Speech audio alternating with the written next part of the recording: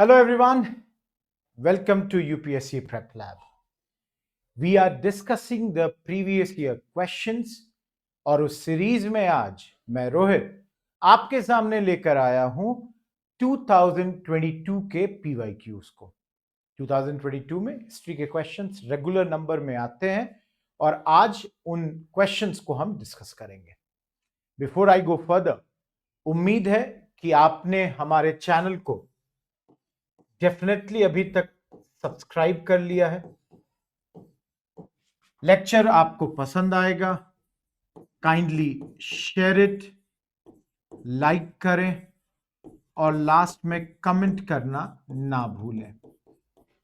Comment में लिख के अगर आपको इसके पीडीएफ चाहिए आप मेंशन कर सकते हैं। अपार्ट फ्रॉम दिस, आप सभी लोग जानते हैं यूपीएससी प्रेप लैब इंडिया का यूपीएससी का सबसे एफोर्डेबल प्लेटफॉर्म है। आपको ऐसा कोई और प्लेटफॉर्म नहीं मिलेगा जहां फॉर ₹1, जी हां सिर्फ ₹1 में आप चैनल को सब्सक्राइब कर सकते हैं फॉर 2 डेज। आप इन 2 दिनों में हमारे चैनल पे जितने भी एनसीईआरटी के लेक्चर्स हैं, फाउंडेशन लेक्चर्स हैं, टेस्ट सीरीज हैं, हर कुछ को देख सकते हैं। You can learn from civil servants. आप courses which have been conducted by officers, उन तमाम को आप देख सकते हैं। एंड उम्मीद है आपको ये पसंद आएगा। And then you can subscribe it at a very very minimal price, और उसमें भी फर्दर डिस्काउंट के लिए you can use my code RK07। तो देखिए भाई, आप कुछ भी नहीं करिए, सिर्फ ₹1 में इस कोर्स को सब्सक्राइब करिए और 2 दिन आप हमारे तमाम लेक्चर्स को गो थ्रू करें। Now let us begin with this lecture. Everyone, 2022 में 16 सवाल आते हैं यूपीएससी में हिस्ट्री से। नाउ 3 एंशियंट मान लीजिए, 6 मिडाइवल का लीजिए, 3 आर्ट एंड कल्चर और मॉडर्न के 4 सवाल हैं इस साल। इनवेरिएबली एवरीवन, ये थोड़ा सा ये जो डिवीजन है चेंज भी हो सकता है। मिडाइवल का एक क्वेश्चन आप देखेंगे, उसको हम आर्ट एंड कल्चर में भी ले जा सकते हैं। This keeps on happening, so don't worry about that. खास बात यह थी कि मोस्ट ऑफ द क्वेश्चंस इस बार के पेपर में मॉडर्न आसान था, बट बाकी सेगमेंट्स के सवाल यूजुअली या तो मीडियम लेवल के क्वेश्चंस थे या तो टफ थे। तो थोड़ा सा भारी पेपर होगा, but then I will show you each and every question. Let's begin with the first one. अब क्वेश्चन था, according to Kautilya's Arthashastra which of the following are correct. तो एवरीवन, अर्थशास्त्र का सवाल है तो एंशिएंट में रखिए या आर्ट एंड कल्चर में रखिए, मौर्याज का टॉपिक बनाइए या लिटरेचर का बनाइए। मैंने इसको एंशिएंट में इसलिए डाला क्योंकि इस अर्थशास्त्र में 3 स्टेटमेंट दिए गए। A person could be a slave as a result of a judicial punishment. If a female bore her master a son, she was legally free. If a son born to a female slave was fathered by her master, the son was entitled to the legal status of the master's son. Which of the following statements given above are correct? 1 and 2 only, 2 and 3 only, 1 and 3, 1, 2 and 3. Now everyone देख सकते हो, यहां पे मैंने इस सवाल को tough माना है। इसका रीजन ये है कि भाई हम अर्थशास्त्र कौटिल्या ने लिखा या चाणक्य ने लिखा, इसको पढ़ते जरूर हैं, बट अर्थशास्त्र के अंदर इतना डेप्थ में जाकर स्लेवरी के ऊपर कि भाई स्लेवरी जुडिशियल पनिशमेंट से होगी या नहीं, फीमेल स्लेव अगर अपने मास्टर को एक बच्चा दे देती है, her master a son, she was legally free. Similarly if a son born to a female slave was fathered by her master. ये बड़ा ही टफ स्टेटमेंट था, बहुत ही in I would say very very tough. It's not easy कि आपको हर कुछ पता हो, बट देन पहला चीज यहां पे, person could be a slave as a result of a judicial punishment. Now ये इनकरेक्ट स्टेटमेंट, और ये जैसे ही आपको पता है कि इनकरेक्ट है, ओनली ऑप्शन वाज बी। तो उस सेंस में ये इजी था, बट ये पता होना कि ये गलत है, this was very very tough, क्योंकि कौटिल्य अर्थशास्त्र में मेंशन करते हैं कि स्लेव आप दो तरीके से हो सकते हैं, या तो आप वॉर में हार गए या आप पर डेट है, कर्जा है, तो जुडिशियल पनिशमेंट के तौर पर किसी को स्लेव नहीं बनाया जाता था, ये अर्थशास्त्र में क्लियरली मेंशन है। तो ये चीज जानना थोड़ा सा टफ था, अगर किसी को पता होता तब तो बड़ा इजी है। Second line, if a female slave bore her master a son she was legally free. Now this is correct. अगर आप मास्टर को, मतलब जो भी आपके स्वामी हैं, उसको अगर बच्चा पैदा करके उसके लिए बच्चा पैदा करते हैं तो आपको फ्री कर दिया जाता है, this is a correct statement. और थर्ड स्टेटमेंट था, अगर कोई बच्चा सन born to a female slave was fathered by her master, the son was entitled to the legal status of the master's son. Now again this is a correct statement, but जब अगर आप notice करोगे ना, तो कई बार अगर नहीं पता है इस चैप्टर के बारे में तो आपको ये थर्ड स्टेटमेंट लगेगा कि शायद ये गलत हो, कि भाई स्लेव के बेटे को, even though it's fathered by the master, क्या लीगल स्टेटस मिलेगा? That was very tough to think specifically. Examination hall में इतना इजी नहीं होता है कि आपको हर कुछ याद रहे और हर कुछ जो आपने नहीं भी पढ़ा है वो आप सही गेस कर लें। So here the answer is B, this was the first question of your ancient history. अब दूसरा question everyone, with reference to Indian history consider the following pairs. Historical person तीन दिए गए, Aryadeva, Dignaga, Nathamuni. They are known as Aryadev Jain scholar, Dignag Buddhist scholar, Nath Muni Vaishnav scholar. How many pairs given above are correctly matched? Only one, only two, all three pairs. Now everyone, again, question tough हुआ mainly because of this. कोई guess work का option नहीं है यहां पे, आपको पता है तो पता है, नहीं पता है तो आपका गलत हो गया ना एवरीवन। अगर मुझसे पूछो यहां पे तो सबसे इजी यहां पे थे नाथ मुनि, वैष्णव स्कॉलर है, रंगनाथ मुनि के तौर पे जाने जाते हैं, पॉपुलरली श्रीमन नाथ मुनि, वैष्णव थियोलॉजियन थे। तो this was the easiest out of the three, तो ये गलत हो जाता है ना एवरीवन। आर्यदेव ये जैन स्कॉलर नहीं है, रादर ये महायाना बुद्धिज्म से कनेक्टेड थे। So your first one was wrong, ये गलत होते ही ये गलत हो गया। अब दिगनाग लिखा हुआ है बुद्धिस्ट स्कॉलर, सही भी है कि ये बुद्धिस्ट स्कॉलर थे, ये फाउंडर है, one of the Buddhist founders of Indian logic, hetu vidya, ये हेतु विद्या के फाउंडर हैं। So this is correct, the correct answer is C. Moving ahead everyone, Sangam literature पे अब आपका सवाल आ गया। सवाल है, which one of the following statements about Sangam literature in ancient South India is correct? Again everyone आप देख सकते हो, इस क्वेश्चन को भी मैं चाहता तो आर्ट एंड कल्चर में ले जा सकता था, and under art and culture में इसको लिटरेचर में ले जा सकता था। मैंने इसको मीडियम माना है, बहुत इजी नहीं, बहुत टफ भी नहीं। चार स्टेटमेंट दिए गए, Sangam poems, which one of the following statements about Sangam literature in ancient India is correct? Sangam poems are devoid of any reference to material culture. Now everyone line को जरा देखिएगा, एनी रेफरेंस, कि भाई मटेरियल कल्चर के बारे में यहां पे कुछ भी नहीं मेंशन है। ये एक्सट्रीम स्टेटमेंट है। दूसरा, social classification of varna was known to Sangam poets. Third, Sangam poems have no reference to warrior ethic. And चौथा, the Sangam literature refers to magical forces as irrational.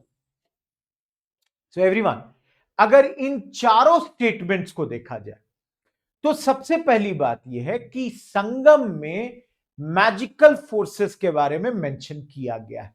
They talk about sacred और magical forces that are known as Ananku. So everyone, इन्होंने कहीं नहीं mention किया है that these are irrational. ठीक है? So this one was your wrong statement. Now there are इन दो extreme statements को देखते हैं. Sangam poems have no reference to warrior ethic. Now everyone, ये incorrect है, क्योंकि संगम आपके लिटरेचर में इसके बारे में मेंशन किया गया है. They mention about government, war, charity, trade, worship, agriculture. So again this is a wrong statement. ना पहले पे आ जाते हैं. ना if you see any reference to material culture. ना एवरीवन, संगम लिटरेचर उस दौर के सोसाइटी के बारे में बता रही है. साउथ इंडिया के तीनों जो किंगडम्स हैं उनके बारे में बताया जा रहा है. चेराज हैं, चोलाज हैं, पांड्याज हैं. तो उनके लाइफ के बारे में मेंशन है, उनके ट्रेड के बारे में मेंशन है, ट्रेडर्स के बारे में मेंशन है. तो भाई मटेरियल कल्चर के बारे में कैसे रेफरेंस नहीं होगा? So this is also wrong. So the correct answer to this question is B. देखो, उनको ना वर्ना के बारे में नॉलेज है. वो ट्रेडर्स के बारे में मेंशन करते हैं, फार्मर्स के बारे में मेंशन करते हैं, किंग्स के बारे में मेंशन करते हैं, ब्राह्मणास के बारे में मेंशन्ड है. So the correct answer to this question is your B. So ये तीन सवाल थे आपके एंशिएंट के. Moving ahead to your question number 4. Everyone, medieval के रीजनल किंगडम से ये सवाल आपका आ गया. Consider the following pairs. अब यहां पे देख सकते हो 4 राजाओं के बारे में लिखा गया. किंग ननुका, जयशक्ति, नागभट्टू, भोज, डायनेस्टी चंदेल, परमार, गुज्जर प्रतिहार, राजपूता. और again, how many pairs above are correctly matched? Only 1, only 2, only 3, all 4. Now everyone, अगर इस स्टेटमेंट को देखिए, आप यहां पर सबसे प्रोमिनेंट यहां पर मेरे हिसाब से भोज है. भोज, मिहिर भोज जिनको हम जानते हैं, ये नागभट्ट टू के ग्रैंडसन थे. सो एवरीवन, अगर आपको ये पता है कि नागभट्टू और भोज ये दोनों दादा और पोते हैं, तो क्लियरली एवरीवन, एक गुज्जर प्रतिहार और दूसरा राष्ट्रकूटा नहीं होगा. कोई एक इसमें गलत है, और इसमें गलत है भोज. भोज was not a Rashtrakuta king. He was the grandson of Nagbhattu, who was a Gujjar Pratihara king. And ये अगर यहां मेंशन होता तो 4th आपका करेक्ट हो जाता. तो 3 इज करेक्ट. 1 पेयर तो मिनिमम सही है. 4th is wrong. तो भाई ये तो नहीं होगा.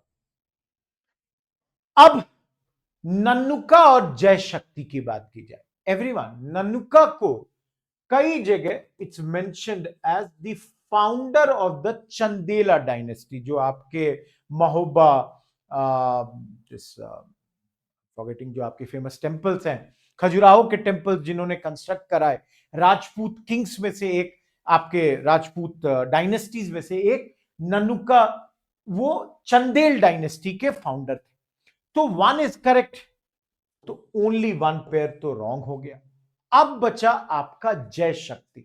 ना एवरीवन, नन्नुका के सक्सेसर जो है वो है वकपति. उन्होंने कई सारे एनिमीज को हराया. ठीक है. और जय शक्ति और विजय शक्ति, ये जो दो लोग हैं, ये महोबा ट्रेडिशन के हिसाब से these where the Chandel Kings only.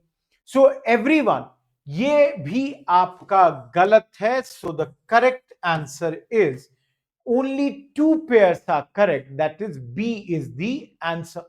So दोनों में एवरीवन डायनेस्टीज चंदेला और गुज्जर प्रतिहारा के ही रूलर्स का मेंशन किया गया. सो दैट वे थोड़ा सा इजी था, इसलिए मैंने इसको मीडियम में रखा है. Moving ahead to your 5th question और मेडिवल हिस्ट्री का 2nd question. With reference to Indian history, Delhi सल्तनत का क्वेश्चन है. Consider the following statements. Number 1, the first Mongol invasion of the India happened during the reign of Jalaluddin Khalji. During the reign of Alauddin Khalji, one Mongol assault marched up to the Delhi and besieged the city. Third, Muhammad bin Tughlaq temporarily lost portions of northwest of his kingdom to Mongols. Now, everyone, बहुत clearly Mongol invasion chapter का आपको यहां question दिया गया और easy इसलिए है क्योंकि 1 पेयर 2 पेयर के जगह 1 2 2 1 3 3 दिया गया। अब एवरीवन जलालुद्दीन खलजी जो है ये लमसम 1290 से 96 एडी के वक्त रूलर बनते हैं। अब इजी इसलिए है क्योंकि फर्स्ट मंगोल इन्वेजन कहा जा रहा है कि जलालुद्दीन खलजी के वक्त हुआ, बट दैट इज रॉन्ग क्योंकि as early as 1221 Changez Khan जो है वो इंडिया के बॉर्डर्स तक पहुंच जाता है जब इल्तुतमिश आपका रूलर है। जैसे ही वन गलत हो गया, बड़ा आसान है हम लोगों के लिए लाइव कि ये दोनों आपके स्टेटमेंट्स जो हैं वो गलत हो गए।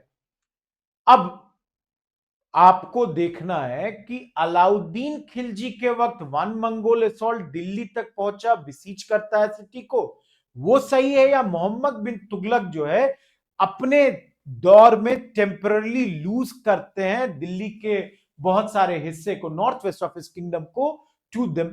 ना एवरीवन, तुगलक के वक्त मंगोल्स जो है वो दिल्ली के बॉर्डर तक जरूर आ गए थे, बट दे वर डिफीटेड, वो जीत नहीं पाए थे। तो थर्ड स्टेटमेंट गलत होते ही the correct answer is B, which is correct. जो उस वक्त आपके अलाउद्दीन खिलजी के वक्त ये मंगोल असॉल्ट दिल्ली तक पहुंचता है और दिल्ली को बिसीज करता है। That's correct statement. Moving ahead, let's come to the sixth question. Everyone देख सकते हैं मेडिवल है। Yoga Vashishtha was translated into Persian by Nizamuddin Panipati during the reign of Akbar, Humayun, Shahjahan, Aurangzeb. Everyone Mughals के क्वेश्चन को मानिए या लिटरेचर का मानिए, एंड अगेन आप चाहें तो इसको आर्ट एंड कल्चर में भी डाल सकते थे, बट चूंकि यहाँ पे राजाओं के बारे में पूछा गया इसलिए मैंने इसको यहां पे डाला है। अब योग वशिष्ठ, वशिष्ठ योग के तौर पे भी जिसको जानते हैं, इट इज एट्रीब्यूटेड, ट्रेडिशनली ये वाल्मीकि साहब को एट्रीब्यूट की जाती है। ये वशिष्ठ सेज जो है जिनके नाम पर ये किताब है, उनके discourse of this young sage Vashishtha to Ram, young prince Ram का जो डिस्कोर्स दे रहे हैं वो यहां पर दिया गया है। तो राम वशिष्ठ जो टीच कर रहे हैं राम को, दैट्स अटैच टू या लिंक टू अद्वैत वेदांता, वो सब यहां पे मेंशन है। अब इसको पर्शियन में ट्रांसलेट किया गया during the rain of Akbar. ना एवरीवन, मैं इसको टफ में भी ले जा सकता था बिकॉज ये बड़ा मुश्किल है ये कह पाना कि भाई कोई किताब किस पर्टिकुलर रूलर के वक्त किसी पर्टिकुलर लैंग्वेज में ट्रांसलेट हुई, या कोई किताब किस रूलर के वक्त लिखी गई फिर भी थोड़ा इजी है, ट्रांसलेट किसी ने किया और किस रूलर के वक्त किया, this was a very very tough question, आसान तो बिल्कुल भी नहीं था। Moving ahead to the seventh question everyone. The world's second tallest statue in sitting pose of Ramanuja was inaugurated by the Prime Minister of India at Hyderabad recently. So उस वक्त का ये करंट अफेयर्स का question था। चूंकि statue पर है तो कुछ लोग बोल भी सकते हैं कि सर इनको आप आर्ट एंड कल्चर में लेके चले जाइए, but then if you look, which one of the following statements correctly represents the teachings of Ramanuj? So Ramanuj के टीचिंग के बारे में दिया गया, दैट्स व्हाई एवरीवन मैंने इसको क्लियरली भक्ति मूवमेंट में डाल दिया। The best means of salvation was devotion. Number 2, Vedas are eternal, self existent and holy authoritative. Third, logical arguments were essential means for the highest bliss. D, salvation was to be obtained through meditation। Again medium में डाला है क्योंकि everyone भक्ति movement के questions की खास बात यह है कि अगर उनके टीचिंग्स के बारे में आपको पता है तो आपके लिए लाइफ इजी है, नहीं पता है तो it invariably becomes tough. And the correct answer in this question is A. भाई Ramanuja who was born in Tamil Nadu, इनकी टीचिंग जो 11th सेंचुरी में इन्होंने दी उससे, and he was very very deeply influenced by the Alvars, इनके हिसाब से द बेस्ट मीन्स मुक्ति, सैल्वेशन का बेस्ट मीन है डिवोशन, भक्ति. So this is the correct statement. So A was the correct answer in this question. Moving ahead everyone, 8वें question की ओर चलते हैं. तो in medieval India the term fanam referred to. Everyone देखो, बताता हूं, पहले आंसर बताता हूं फिर उस पर जाता हूं. तो एवरीवन अगर देखो, फनम शब्द, अब क्लोथ है, कॉइन है, ऑर्नामेंट है, वेपन है, ये टर्मिनोलॉजी का क्वेश्चन है. और चूंकि इन्होंने मेडिवल इंडिया लिखा तो ये मेडिवल का एरिया. मैं फिर इसको मीडियम में डाल रहा हूं क्योंकि देखो मेरे हिसाब से तो था ये आसान, बट टर्मिनोलॉजी के क्वेश्चंस में अगर आता है तो आता है, नहीं आता है तो दिक्कत है.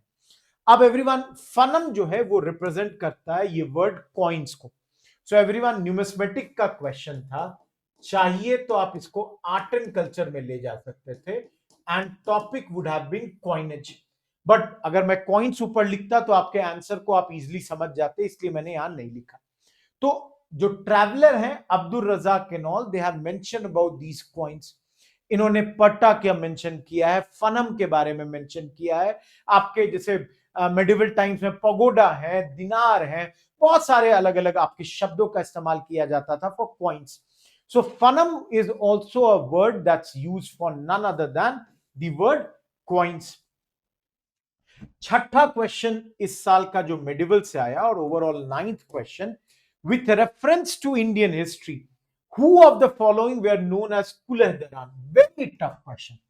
मैं पहली बार इस सवाल के बाद मेरी जिंदगी में मैं इस शब्द से वाकिफ हुआ. मुझे कुलह दरान के बारे में कोई आइडिया नहीं था. 2022 में शब्द से पहली बार मुझे आइडिया लगा. थोड़ा सा हिंट जरूर था, but then overall it was very tough question. क्योंकि ये सवाल, कुलह दरान किन को कहते हैं? अरब मर्चेंट्स को, कलंदर्स को, पर्शियन कैलीग्राफिस्ट को, या सैयद्स को? एवरीवन, सैयद्स को कहते हैं ना. दिल्ली सल्तनत में आपने 5 डायनेस्टीज के बारे में पढ़ा है: स्लेव, खिलजी, तुगलक, सैयद एंड लोधी. हम लोग 1414 से 1451 में जो रूल करते हैं सैयद्स, उनके बारे में मिनिमम पढ़ते हैं. 4 रूलर थे लीस्ट. अगर मैं किसी को पढ़ाता हूं तो वह है सैयद्स. बट सैयद जो है, they were linked to profit. And everyone, ये जो सैयद्स थे, ये एक पॉइंटेड कैप पहना करते थे जिसको कुलह कहते थे. एंड दिल्ली सल्तनत के वक्त ये कुलह दरान, ये जो शब्द है, इनके लिए इस्तेमाल की जाती थी. But then it was a really tough question. So this was the 9th question. Or let's move to the 3 questions of art and culture. So everyone, cave, I'm sorry, this should have been simply architecture. I'm sorry, cave architecture नहीं, architecture होना चाहिए था. Consider the following pairs. Site of Ashoka's major rock edicts, location in the state of. So 4 site दिया गया: धौली, इरागुडी, जौगड़ा, कलसी. धौली के आगे उड़ीसा, इरागुडी के आगे आंध्र प्रदेश, जौगड़ा के आगे मध्य प्रदेश, कलसी के आगे कर्नाटका. और टफ बनाता है इसको क्योंकि आपको बताने हैं. अगेन, कोई हिट नहीं कर सकते कि भाई इस तरीके से सोचे एंड ऑल दैट. आपको चारों के बारे में जानकारी होनी चाहिए. सो धौली मेरे हिसाब से सबसे इजीएस्ट थी यहां पे. धौली, धौलागिरी जो इसका दूसरा नाम है, ये रिवर दया महानदी के नजदीक ये आपकी है और भुवनेश्वर के नजदीक ये सिचुएटेड है. यहीं पे धौली शांति स्तूपा है. So this one was your correct answer. Next is Erragudi. Erragudi जो है आपके आंध्र प्रदेश के कर्नूल डिस्ट्रिक्ट में थी.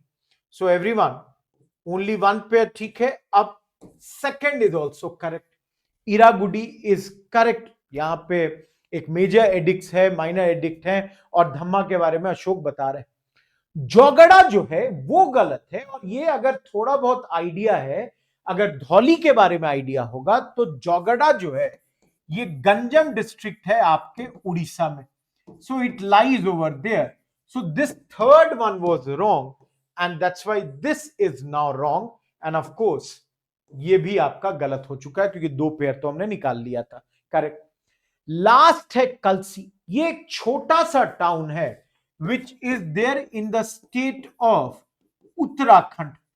So Kalsi was also wrong.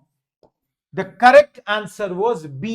यहां पर उत्तराखंड में कलसी में इनका एक रॉक एडिक्ट है अशोका का. So this one was wrong. Moving ahead, ये आर्ट एंड कल्चर का पहला एंड ओवरऑल 10वां क्वेश्चन था.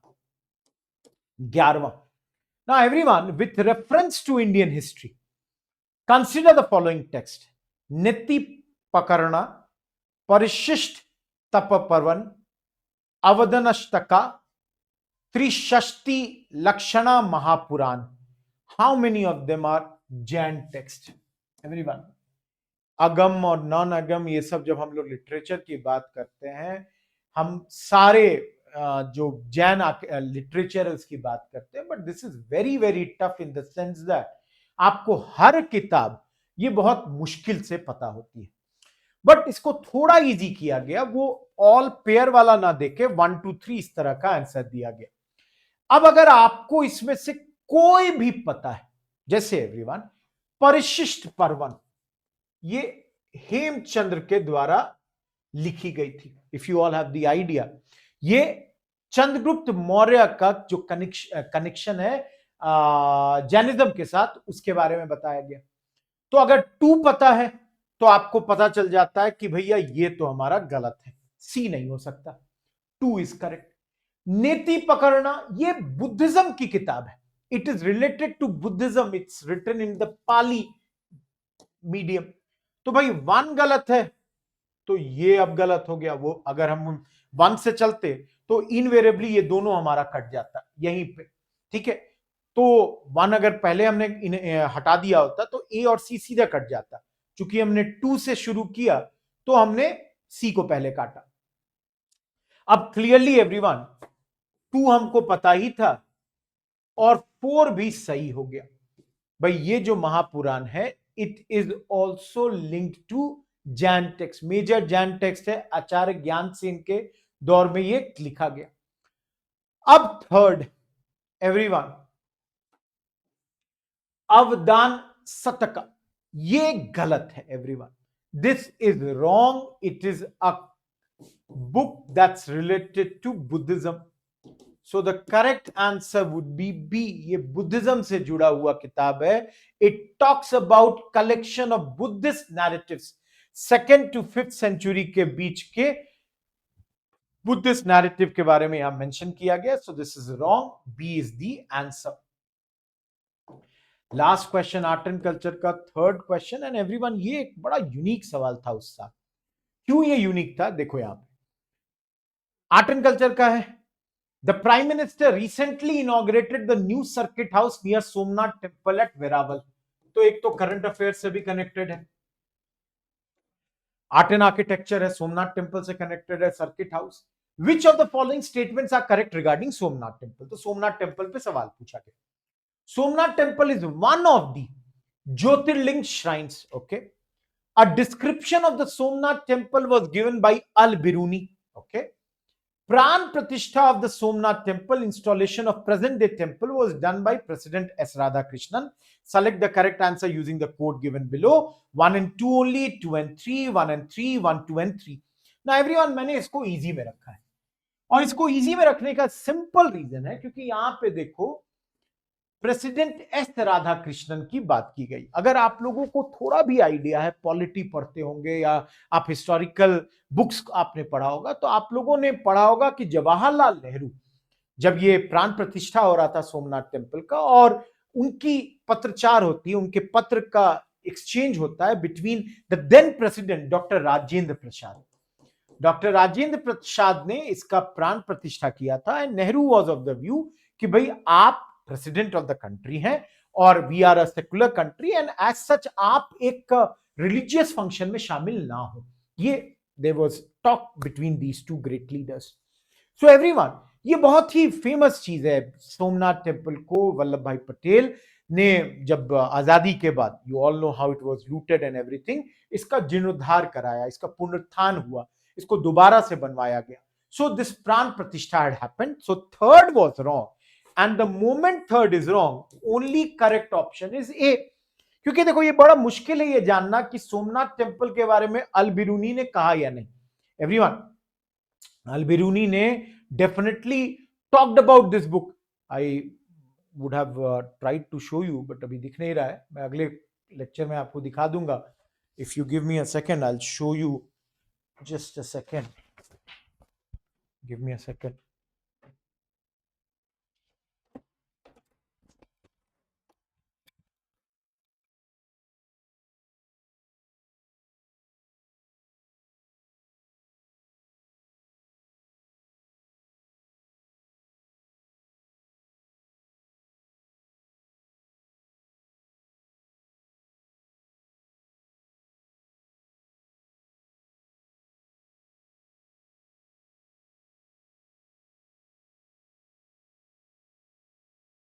Did not get the book. मैं अगले क्लास में आप लोगों को दिखाऊंगा.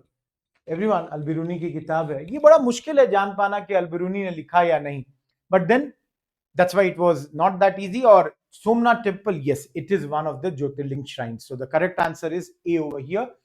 चलिए अब मॉडर्न के क्वेश्चंस पे चलते हैं. 13th question.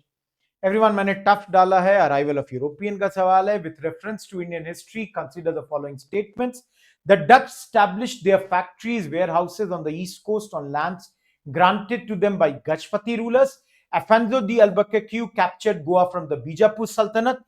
Of course, the English East India Company established a factory at Madras on a plot of land leased from a representative of the Vijayanagara Empire. Everyone, ये बड़ा टफ सवाल था. इसका reason है क्यों इसको मैं टफ कह रहा हूं, बताता हूं. सेकंड लाइन इजी है. सबको पता है कि अल्बुकर्क जब सेकंड गवर्नर बनता है पोर्चुगीज का, उसने गोवा बीजापुर वालों से जीती थी और बाद में विजयनगर से इन्होंने अपनी संधि एंड एवरीथिंग की. तो 2 इज करेक्ट. तो ये गलत है. सी सबको इजी था. अब डच ने अपनी फैक्ट्री स्टैब्लिश की on land granted to them by Gajapati rulers. Now everyone, आप सभी को पता है डच कंपनी स्टैब्लिश हुई 1602 में और 1605 में मसूलीपट्टनम में इन्होंने अपनी पहली फैक्ट्री स्टैब्लिश की. अब ये जमीन इनको गजपति रूलर्स ने दी, ये जानना बड़ा टफ था. बट इसमें एक इजी चीज ये थी कि गजपति रूलर्स जो हैं 1435 से 1541 के बीच रूल करते हैं एंड डच के much much later. So everyone, 1 is wrong और जैसे ही 1 गलत हो गया, B is the correct answer. सही बात है. ईस्ट इंडिया कंपनी को मद्रास का जो ये फैक्ट्री उन्होंने लगाया, they got it from a representative of the Vijayanagara Empire. So that's why थोड़ा सा ये टफ था. मेडिवल के भी पॉइंट्स को यहां लाया गया था. एवरीवन, 14th क्वेश्चन मॉडर्न का है. In the government of India act 1919 the functions of the provincial government were divided into reserved and transferred subject. आप सभी लोग यहाँ पे डायरकी का कंसेप्ट पढ़े हुए हो. डायरकी में आपके रिजर्व्ड और ट्रांसफर्ड में बढ़ जाते हैं सारे subjects. Which of the following were treated as reserve subjects? Administration of justice, local self-government, land revenue, police. Select the correct answer using the code given below. 123 234 134 124. Now everyone, अगर class attend की हो तो मैंने हमेशा कहा है reserved मतलब जहां भी पावर या पैसा और जहां पे रिस्पॉन्सिबिलिटी वो ट्रांसफर्ड. हमेशा एक इजी वे है इसको याद रखना. पावर, भाई पुलिस में पावर है. 4th रिजर्व्ड है, ये गलत हो गया. लैंड रेवेन्यू पैसा है, रिजर्व्ड होगा, ये गलत हो गया. अब इन दोनों में एक लेना है. जस्टिस, भाई न्याय करना, पावर है, 1 करेक्ट है. सी इज योर आंसर. कोई डाउट ही नहीं है इसमें. ठीक है. सो मीडियम डाला है इसको. मॉडर्न के एक और क्वेश्चन इस साल आया, रिवॉल्यूशनरीज. ओवरऑल ये आपका 15वां सवाल हो गया. एवरीवन, सवाल क्या है? Consider the following freedom fighters. Varindra Kumar Ghosh, जो कि यंगर ब्रदर हैं अरविंदो घोष के. जोगेश Chandra Chatterjee, Rash Behari Bose. Which of the following was were actively associated with the Ghadar party? ना एवरीवन, मीडियम ही है, बहुत टफ नहीं है, क्योंकि आप सभी को पता है कि जब गदराइट्स इंडिया में सक्सेसफुल नहीं हो रहे थे तो उन्होंने रास बिहारी बोस को कहा था, भाई आप हमें लीड करिए, आप हेल्प करिए. सो 3 इज करेक्ट. बड़ा क्लियर है कि अब आपका 3 जब करेक्ट है और 2 की बात भी नहीं हो रही है, तो जोगेश चंद्र चैटर्जी ये आपके बिल्कुल यहां पे गलत हो गए. रही बात Varindra Kumar Ghosh, this is incorrect, क्योंकि इनका नाम याद करिए अलीपुर कॉन्स्पिरेसी में आया, और अलीपुर कॉन्स्पिरेसी केस में इनको फांसी की सजा मिली थी, जिसको बाद में लाइफ इंप्रिजनमेंट में कर दिया गया था, and he was not involved in Ghadar. That's wrong. The correct answer to this question is D. Last question जो इस साल आया एवरीवन, 16th क्रिप्स मिशन से आया. With reference to the proposals of the Cripps mission, consider the following statements. The Constituent Assembly would have members nominated by the provincial assemblies as well as the princely states. Any province which is not prepared to accept the new constitution would have the right to sign a separate agreement with Britain regarding its future status. Which of the following statements given above are correct? One only, two only, both one and two, neither one nor two. Everyone, Cripps mission में कहा गया constituent assembly के members nominated होंगे अगर वो princely states के हैं. अगर वो प्रोविंशियल असेंबलीज के हैं तो ये नॉमिनेशन नहीं, यहां से जो है आपका प्रोपोर्शनल रिप्रेजेंटेशन के बेसिस पे इलेक्शन होगा. तो वन इज रॉन्ग. दूसरा, एनी प्रोविंस जो नहीं प्रिपेयर्ड थी नए कॉन्स्टिट्यूशन को एक्सेप्ट करने के लिए, उसको ऑप्शन दिया गया वो ब्रिटेन के साथ सेपरेट एग्रीमेंट अपने फ्यूचर स्टेटस के लिए कर सकती थी. This is a correct statement, क्योंकि आप सभी को पता है कि क्रिप्स मिशन एक तरीके से इंडिया के पार्टीशन का ब्लूप्रिंट दे रही थी. So this was a correct statement. So this way everyone, we are done with the discussion of the PYQ of 2022. उम्मीद है ज्यादा से ज्यादा सवाल सही किए होंगे. लाइक करिएगा, सब्सक्राइब करिएगा, शेयर करिएगा, लास्ट में कमेंट करना ना भूलें. और डेफिनेटली एवरीवन, डेफिनेटली अगर अभी तक नहीं सब्सक्राइब किया है तो ₹1 में हमारे कोर्स को सब्सक्राइब करिए and avail the facilities for the next 2 days.